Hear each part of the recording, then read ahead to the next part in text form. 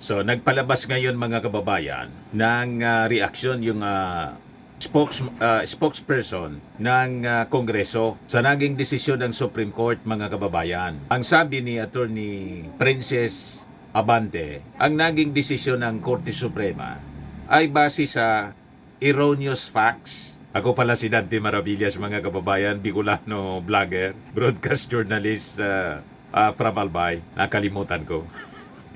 Pasensya na. Excited na kasi tayo na ipaabot sa inyo itong balita. Sa kayong Palasyo Malacanang, nagpaabot na rin ng reaksyon si Jose Castro. Sabi ni Jose Castro, nirerespeto ng Palasyo Malacanang yung naging desisyon ng Supreme Court sa impeachment case laban kay Sara.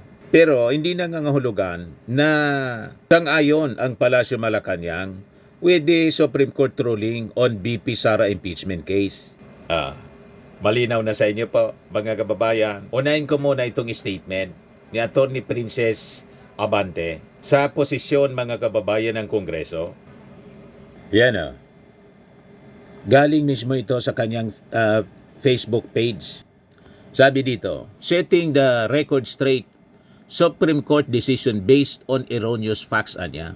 Una sa lahat, nananatili ang respeto ng Kamara sa ating Korte Suprema. Subalit kami ay lubos na nababahala matapos naming matanggap at mabasa ang desisyon. So natanggap na pala ang desisyon ng Korte Suprema kung saan pinawalang bisa ang impeachment complaint na isinampa noong Pebrero 5, 2025 laban kay Vice President Sara Duterte. Ang Kamara, matapos ang masusing pag-aaral, ay mag-aain ng motion for reconsideration dahil ang desisyon na nagsasabing articles of impeachment na ipinadala sa Senado ay barred o unconstitutional ay nakaangkla sa mga factual premises o findings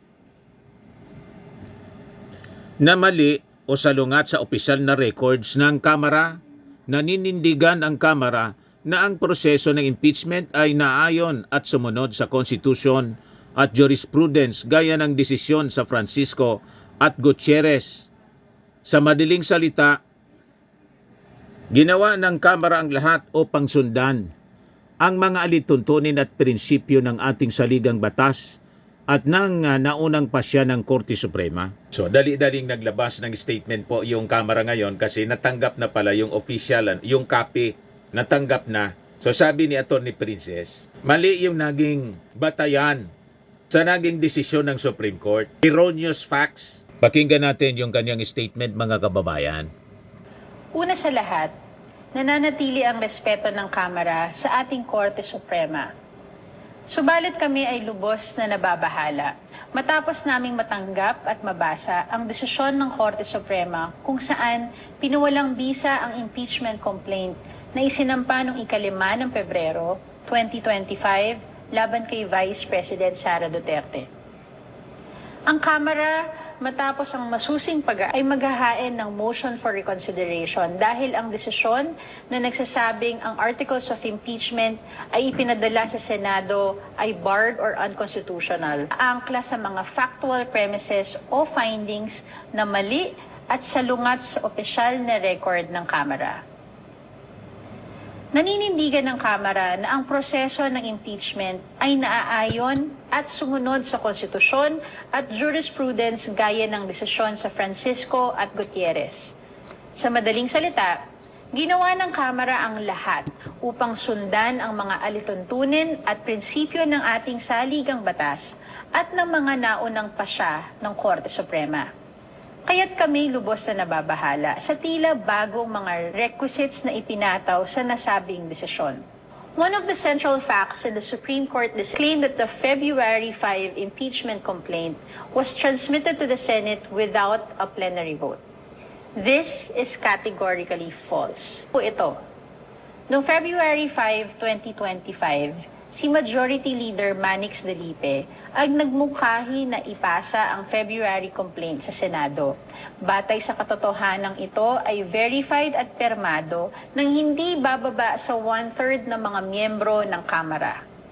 Ang mosyong ito ay inaprobahan sa plenaryo at agad rin bumuo ang Kamara ng Panel of Public Prosecutors.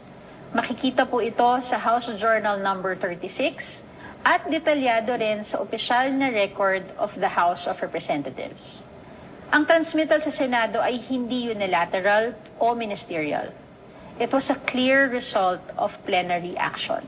The court also claimed that the House failed to act on the first 3 impeachment complaints filed in December 2024. This too is inaccurate. Sa parehong araw na inaksyonan ang February complaint, bumoto rin ang Kamara sa plenaryo na i-archive ang 3 impeachment complaints na inihain noong December. Ginawa ito ilang oras bago mag-adjourn ng session dahil nakumpirma na ang February complaint ay permado at verified ng 1/3 ng mga miyembro ng Kamara. Ayon sa konstitusyon, ito ay itinuturing ng Articles of Impeachment at obligadong ipadala sa Senado para sa paglilitis. Gayunman, sinabi ng Korte na hindi raw kumilos ang Kamara sa 3 reklamo dahil nag-adjourn na para bang pinabayaan ang mga ito ng walang aksyon o konsiderasyon. Ito ay malinaw na salungat sa opisyal na record at sa mga dokumentong isinumite mismo sa Korte Suprema. Conclusion drawn by the Supreme Court that the February complaint violated the 1-year bar is therefore grounded on a factual and procedural inversion. Ang pinakabatayang saligan ng desisyon kung saan umikot ang mga legal pronouncement ng Korte ay mali. Hindi isinama ang plenary vote, mali ang pagbasa sa timeline ng mga kilos ng Kamara, at mas pinaniwalaan ang isang news article kaysa sa House Journal at opisyal na report na isinumite mismo sa Korte. Kabahala na ang desisyon ay hindi man lang bumanggit o tumugon sa mutong ito. The Supreme Court also invalidated the articles of impeachment on the ground of due process. Ayon sa Korte, kahit ang reklamong permado na at verified ng 1/3 ng mga miyembro ay kailangan pa rin basahin ng bawat pumirma at pagkatapos ay i-refer muli sa plenaryo upang pagbotohan. Dapat din daw ay nabigyan ng kopya at pagkakataon ng respondent na sagutin ang reklamo bago ito maisumite sa Senado. Ngunit wala pong ganitong rekisito sa ating konstitusyon o sa mga rules ng Kamara. Sa madaling salita, nagbigay ang Korte ng panibagong patakaran na wala naman sa umiiral na batas. Pinawalang bisa nila ang Articles of Impeachment base sa mga bagong pamantayan ng due process para sa respondent. Meron po tayong tinatawag na Doctrine of Operative Facts. Ibig sabihin, kung sinunod ang batas na umiiral sa panahon ng pagkilos, maituturing na legal or valid ang pagkilos. Ang Kamara ay pinarusahan dahil sinunod namin ang Francisco at Gutierrez rulings, mga pasya na galing din sa Korte Suprema.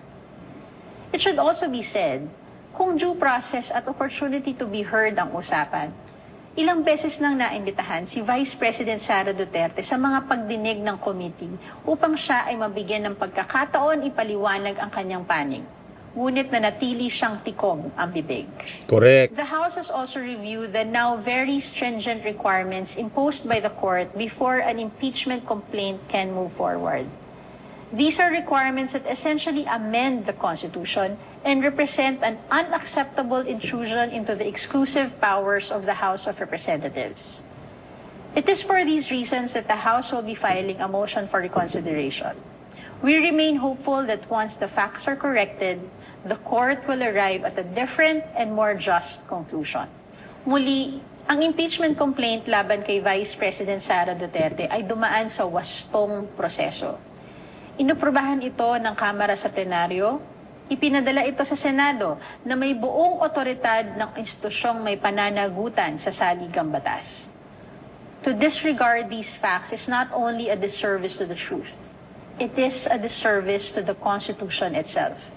Nananatiling matatag ang Kamara sa tungkuling ipagtanggol ang integridad ng ating mga demokratikong institusyon.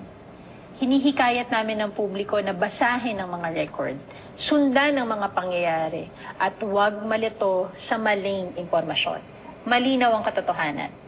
Nagkaroon ng botohan, naitala ito sa opisyal na talaan, at ginawa ng Kamara ang kanyang tungkulin. So official na in-announce mga kababayan matapos na mabasa yung official copy na send sa Kamara, yung desisyon ng Supreme Court declaring the impeachment case unconstitutional. So magpa-file sila ng motion for reconsideration. So yan ang aabangan po natin. Ngayon, doon tayo sa posisyon ng Malacanang. Sabi ng Palasyo, we respect the Supreme Court but don't always agree with them. So sabi dito sa report ng DCMM, the Palace on Sunday said it respects the Supreme Court decision blocking the impeachment case against Vice President Sara Duterte for being unconstitutional but does not necessarily agree with it. The Palace and its principal, President Ferdinand Marcos Jr. has generally taken a hands-off position on impeachment, saying it is a matter for the legislative branch. Sabi po ni Jose Castro sa interview ng DCMM, Teleradyo, siyempre alam naman natin kung sino ang final arbiter kundi ang Supreme Court. Iba kasi yung nirerespeto mo ang desisyon ng Supreme Court, iba naman yung pinaniniwalaan mo ba kung tama ba yung desisyon ng Supreme Court? Magkaiba yun, di ba? Sabi po ni Jose Castro. So, may pagkakataon na masabi natin na, oy, mukhang mali ang Supreme Court dito dahil mukhang hindi nasunod yung mga dating jurisprudence. Pero kapag nagsalita ang Supreme Court, wala tayong magagawa kundi irespeto ito. So, ang ibig sabihin, hindi como nirespeto, agree. Tulad ng unang sinabi din ng Congress, nirerespeto natin. Pero gagawa kami ng aksyon. Re-review namin yung naging desisyon at pag nakita namin may diferensya, nakita nga po may diferensya, so magpa-file sila ng motion for reconsideration. Yun mga kababayan.